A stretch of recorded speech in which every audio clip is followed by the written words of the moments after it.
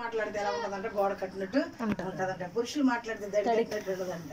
అయితే దేవుని బిడ్డలారా తన లాలనైన మాటల చేత ఆయన లోపరుచుకోవాలని చెప్పి యేసోబు మీద ఏం చేసిందంటే కన్ను వేసినటువంటి ఈ యొక్క రాజుగారు ఆమె ఒకరికి భార్య, పెళ్ళినాడు ప్రమాణకాలు చేత నిన్నే తప్ప వేరొకరు చేర్చుకున్నాను.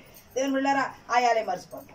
అలాగా ఉండకూడదు. దేవుని బిడ్డలారా నిజంగా పోతీఫరు భార్యకి ఒక ప్రమాణక మర్యాద లేదు. ఆ యొక్క అపరో భార్యకి. దేవుని బిడ్డలారా నిజంగా చూస్తున్నట్లయితే ఆ ఇంట్లోకి వెళ్ళినప్పుడు ఆమె అతనితో మాట్లాడినప్పుడు ఆయన ఏమంటున్నాడంటే 8వ వచనంలో, అయితే అతడు ఒప్పక నా యజమానుడు నాకు కలిగినదంతయు నా చేతికి అప్పగించను కదా, ఏమున్నదో ఎరుగడు. చూసావా, ఆయన కలిగిందంతా కొంతమంది చూసుకుంటాను యేసోబు, కొంతమంది చూసుకునలేదు. ఆ యొక్క రాజుగారు మొత్తం ఆయన కలిగినదంతా కూడా పరో రాజు ఎవరికి అప్పచెప్పేసాడంట? యోసేపుకు అప్పచెప్పేసాడంట. అసలు ఆయనకి ఏముందో ఏం లేదో కూడా ఆయన కూడా విచారించినట్ట. ఆయన అదంతా ఎవరు చూసుకుంటున్నారంట? యోసేపు చూసుకుంటున్నాడు. యేసోబు ఎంత నమ్మకస్తుడిగా ఉన్నాడు కనుక యేసోబు చేతులకు అప్పచెప్పేశాడు. దేవుని బిడ్డలారా అలాంటి సమయంలో ఆయన మాట్లాడుతున్నాడు కదా. అటు తర్వాత అతని ఇప్పుడు చదివించదు. అయితే అతడు ఒప్పుకోలేదంట. ఆయన ఏమంటుంది? పోతీఫరు వద్దన్నావు భార్య, ఆయన పోతీఫరు. దేవుని బిడ్డలారా నిజంగా ఆ పరో భార్య ఏమంటుందంటే దాన్ని నాతో సైనించు, నాతో పాపం చేయన్నప్పుడు ఆయన ఏం చేశాడంటే ఒప్పుకోలేదు. చాలా మంది ఒప్పుకుంటారు, పాపాన్ని చూసి ఒప్పుకుంటారు, పాపాన్ని కప్పుకుంటారు, పాపాన్ని దేవుని చేతిలో ఒప్పుకుని విడిచిపెట్టే వారికి లేరు.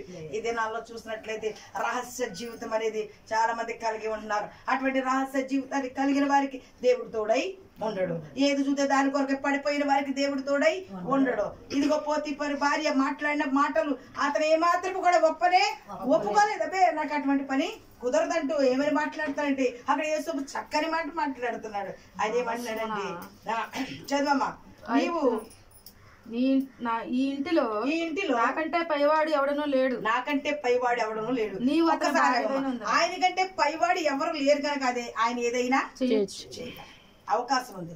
చెడు చేయడానికి అవకాశం ఉండి చెడు చేయని వాడు గొప్పవాడా, చెడు చేయడానికి అవకాశమే లేక చేయని వాడు గొప్పవాడా. మంచితనాన్ని నిరూపించుకోవాలంటే చెడు చేయడానికి అవకాశం ఉంది అక్కడ. ఆయన తప్ప ఆ ఇంట్లో అధికారి ఎవడు కూడా అక్కడ లేడు. పై అధికారి ఇప్పుడు అతనే ఉన్నాడు కనుక అతను ఏదైనా చేయగలడు. కానీ అతను మాత్రం ఏమన్నాడంటే ఈ ఇంట్లో నాకంటే పైవాడు ఎవడం లేడు, అయినా నేను మాత్రం చెడు చేయలేదు. అక్కడ యేసోబుకి చెడు చేయడానికి అవకాశం ఉంది. దేవుని బిడ్డలారా నిజంగా నీకు మరి ఇతర దేశానికి వెళ్ళిన కదా పని మనుషులు చాలా మంది మరి అటువంటి పనులు చేసే వాళ్ళని నేను చూసాను. నాకు అడుగుతాను, నేను పరిశుద్ధ గ్రంథాన్ని చేతితో పట్టుకుని చెప్తాను. దేవుని బిడ్డలారా అయితే చెడు చేయడానికి అవకాశం వస్తుంది అక్కడ. కానీ ఆ అవకాశాన్ని మనము చేయకూడదు.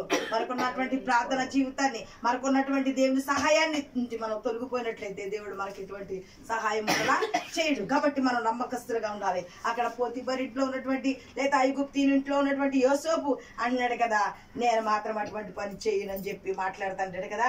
నా యజమానుడు చదవమ్మా, నీవు అతని భార్యవైనందున తప్ప మరి దేనిని నాకు అప్పగింపకుండలేదు. ఒకవేళ ఆయన అప్పగించాడు అనుకో, ఏం అప్పచెప్పలేదంట ఆయన అన్ని అప్పచెప్పేసాడు. వెండి అప్పచెప్పాడు, బంగారం అప్పచెప్పేశాడు, ఆస్తి అంతా అప్పచెప్పేశాడు, ధననిధిలోని అప్పచెప్పేశాడు, ఇదిగో ధాన్యమును కొట్లలో పోయి మనం అప్పచెప్పేశాడు.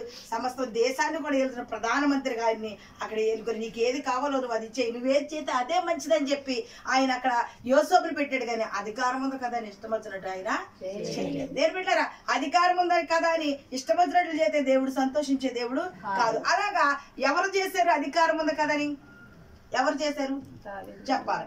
అధికారం ఉంది కదా దావీదు చేశాడు, మరి సువార్త పాఠ్య భాగంలో హేరోదు కూడా చేశాడు. అధికారం ఉంది కదని తమ్ముడు భార్య అని తెచ్చుకున్నాడు. అది ఎంత తప్పు. అధికారి న్యాయం తీర్చవలసిన వ్యక్తి అన్యాయం చేస్తే న్యాయానికి ఎక్కడికి వెళ్ళాలి? దేవుని బిడ్డలారా నిజంగా యోసేపు మాత్రం అటువంటి అపవిత్రతను ఎక్కడ కూడా అంటించుకోలేదు. ఆయన పరిశుద్ధంగా ఉన్నాడు, ఆయన యథార్థంగా ఉన్నాడు.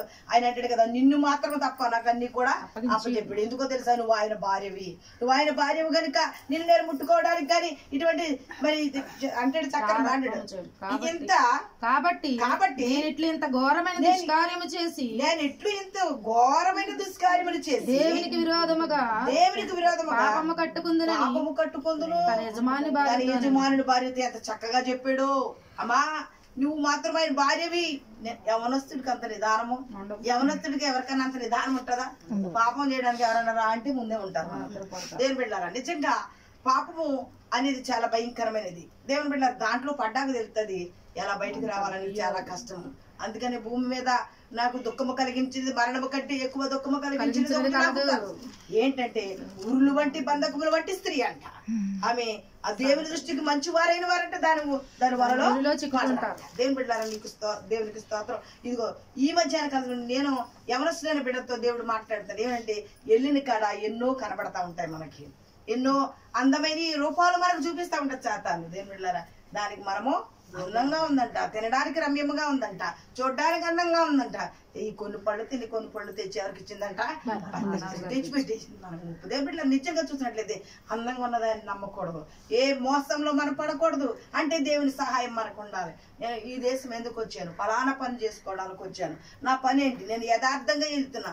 మరలా మన గ్రామంలో మన ఇంట్లో యథార్థంగా అడుగు పెట్టే వరకు దేవుని సహాయం మనకు ఉండాలని చెప్పి దేవుని సన్నిధిలో మరి మన నిశ్చేత కలిగినప్పుడు ఇదిగో యోసేపు నేను ఎంత మరి ఏమంటాడు